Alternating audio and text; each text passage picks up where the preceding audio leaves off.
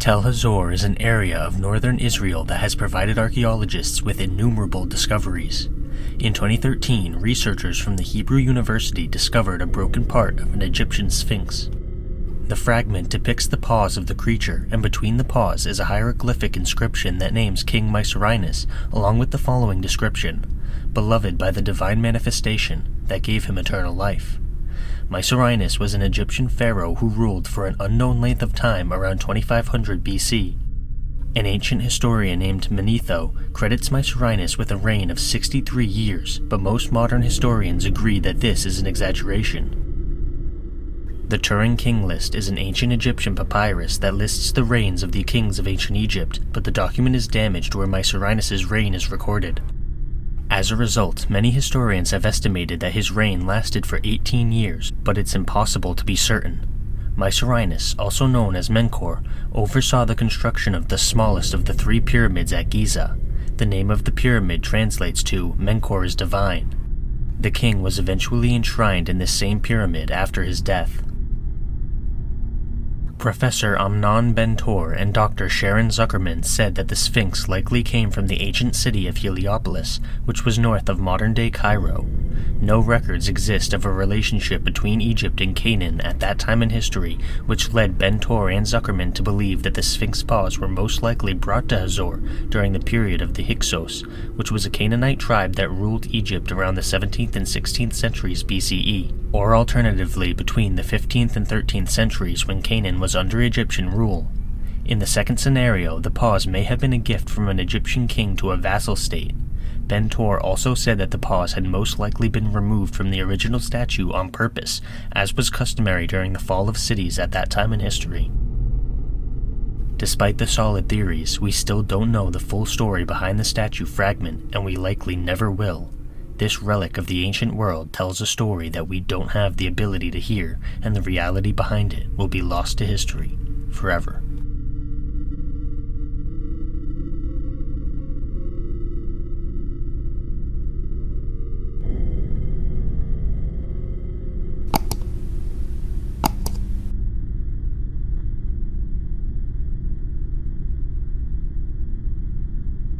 Nefertiti was a queen of Egypt and the wife of King Akhenaten, who reigned from 1353 to 1336 BCE. Nefertiti's heritage is unknown. Her name translates to "a beautiful woman has come," and early Egyptologists believed that she could have been a princess from modern-day Syria.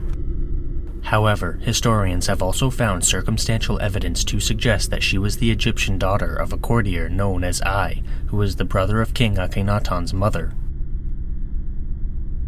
Within 10 years of her marriage, Nefertiti bore 6 daughters for her royal husband.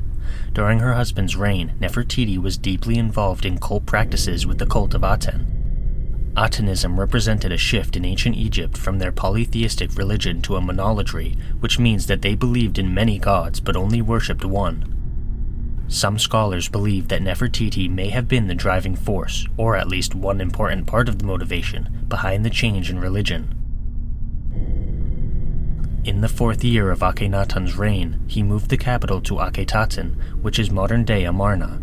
It was at this time when he changed his former name, Amenhotep IV, to Akhenaten, and Nefertiti's name changed as well, but I'm not even going to try to pronounce the first part of her new name. All of these changes represented a monumental shift in ancient Egypt. The city contained various temples dedicated to Aten, and the royal family is depicted in the palaces and tombs around the city. Despite her importance and the unprecedented amount of power she wielded, Nefertiti vanished from the historical record at around the 12th year of King Akhenaten's rule. Her name simply disappeared and was never mentioned again. Hypotheses include an injury or a plague that killed her, but many scholars believe that Nefertiti was elevated to co-regent before her husband's death, meaning that she gained the power the king possessed. This is supported by many of the depictions in the city which portray Nefertiti as equal in stature to the king. She is also shown smiting Egypt's enemies, riding a chariot, and worshipping Aten. Scholars also believe that Nefertiti assumed the role of pharaoh after her husband's death, and this theory also posits that she attempted to run damage control on Egypt by reinstating their original religion. In 2012, an archaeological discovery changed the theory of Nefertiti becoming pharaoh. researchers found an inscription that dates back to the 16th year of Akhenaten's reign. The inscription mentions the great royal wife, his beloved, mistress of the two lands, Nefertiti. The last line of the inscription mentions ongoing construction under the authority of the king's scribe, Penthu, on Akhenaten Temple in Amarna. This means that Nefertiti was still alive in the later years of Akhenaten's reign, but the king still ruled alone. Nefertiti's body has never been found. She was originally intended to be buried in the royal tomb of Akhenaten alongside other deceased members of the royal family, but it is unlikely that she ever made it there due to the fact that she probably outlived her husband. One final detail to note. Researchers discovered a document in the ancient Hittite capital of Hattusa, which dates back to the Amarna period. The Hittite ruler received this letter from an unidentified Egyptian queen while he was laying siege to the city of Carchemish in modern-day Syria. The letter reads, "My husband has died and I have no son. They say about you that you have many sons. You might give me one of your sons to become my husband. I would not wish to take one of my subjects as a husband, I am afraid." The Hittite ruler was suspicious of the offer and sent an envoy to investigate, but in doing so he missed the opportunity to bring Egypt into his empire. The identity of the queen who wrote the letter is also unknown, but Nefertiti is one of the candidates. Unfortunately, we will likely never know for sure. Nefertiti may have been an extremely powerful woman in a time when women were viewed as second-class citizens. Hopefully future archaeological discoveries will reveal the truth.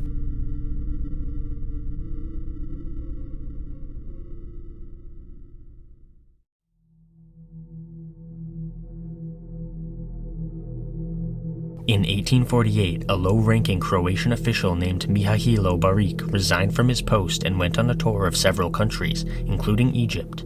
While in Alexandria, he purchased a sarcophagus with a female mummy inside as a souvenir. He proceeded to display the mummy at his home, and at some point he removed the linen wrappings and displayed them separately. However, Barik had no idea what he possessed or its historical importance. After his death, the mummy passed on to Barik's brother, who had no interest in the relic. The brother donated the mummy to the State Institute of Croatia, Slavonia, and Dalmatia in Zagreb. Later that same year, a German Egyptologist named Heinrich Breusch examined the mummy and its wrapping, and he noticed text on the linen wrapping. He believed the text was Egyptian hieroglyphs, and he failed to perform any more research. However, in 1877, Heinrich realized he had made a critical mistake. A conversation with a British explorer made him realize that the text on the wrapping was not Egyptian hieroglyphs at all. In 1891, the mummy was transported to Vienna, where an expert on the Coptic language examined the text. Jacob Krall concluded that the text was actually written in the Etruscan language. Paleographic investigation dated the manuscript back to 250 BC, but carbon dating placed the linen at around 390 BC. It was most likely produced somewhere in southeast Tuscany. From the relatively small amount of text that was able to be translated, experts concluded that the linen mummy wrapping was actually the Liber Linteus.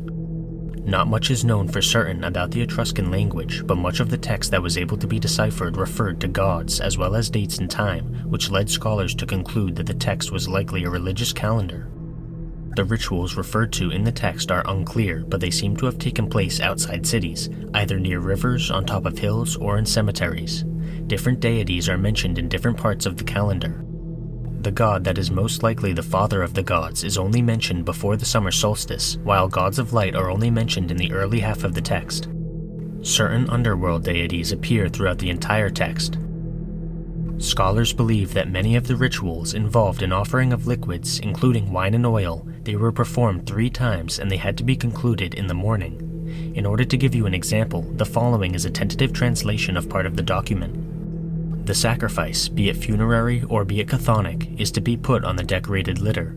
Then say, the sacrifice and the dog are presented as the offering, and collect the goblets and then present the puppy and the dog. The libation that was poured in the sacred area of Sogne Persi should be poured just as it was poured on the decorated litter. Make the libation 3 times, make the offering as it has been established, carry it out as it is appropriate, and observe the appropriate rituals.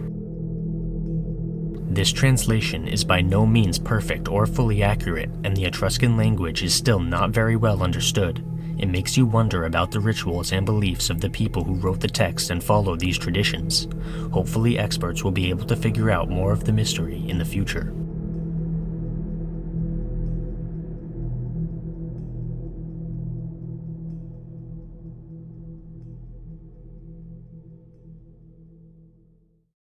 Click the join button to become a member today. Channel members receive exclusive content as well as early access to all my content.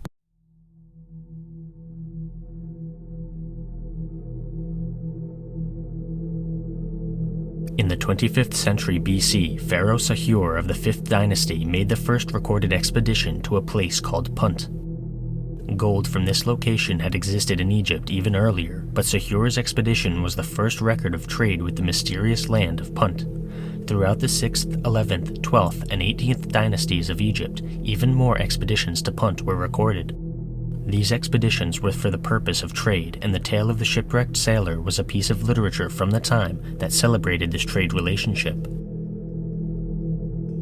In the 18th dynasty, Hatshepsut continued to facilitate trade with the mysterious land, describing it as the land of the gods, a region far to the east in the direction of the sunrise, blessed with products for religious purposes. Traders would exchange gold for commodities such as ivory, ebony, incense, resin, animal skins, cosmetics, wood, cinnamon, and copper. However, the actual location of Punt was a mystery. In 2005, an archaeologist named Catherine Bard set out on an expedition to Mursa Oasis, an Egyptian harbor on the Red Sea. She found the remains of Egyptian ships, some of which contained hieroglyphics about expeditions to Punt. This discovery indicated that Mursa Oasis was the Egyptian port that facilitated trade with the mysterious land. Records of Hatshepsut's expedition to Punt also exist in a temple in Egypt, and the records claim that a chancellor made the journey to Punt in order to extract tribute from the natives, who were under the sovereignty of Egypt. However, historians agree that this is a gross embellishment of the truth, and that Punt was actually a well-established trading port, and Hatshepsut was simply practicing trade with her. According to these same records, Punt was controlled by a king Parahu and a queen Ati.